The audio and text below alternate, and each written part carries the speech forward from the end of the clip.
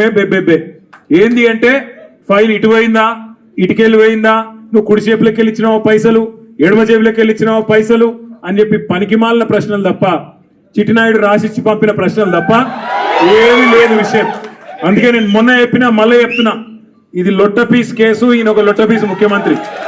ఏది కాదు వీళ్ళతోని ఏం చేయరాదు, పరిపాలన చేత కాదు, ప్రజలకిచ్చిన హామీలు నెరవేర్చే దమ్ము లేదు. అందుకే దద్దమ్మ రాజకీయంతో ఇవాళ తప్పించుకునే ప్రయత్నం చేస్తా ఉన్నారు. మొన్ననే మన నాయకుడు పెద్దలు తెలంగాణ సాధించిన రాజకీయ కేసీఆర్ గారిని కమిషన్ ముందుకు పిలిచిండు. అంతకుముందు హరీష్ రావు గారిని కమిషన్ ముందుకు పిలిచిండు. ఆయనకున్నదంతా ఒకటే షోకు. ఇక్కడ నేను నెల రోజులు జైలున్నా లుచ్చా పని చేసి వీళ్ళని కూడా పెట్టాలి ఒక కొన్ని రోజులు, అదొక్కటే ఆయన షోకు. ఆయనకున్న పైశాచికానందం అదొక్కటే.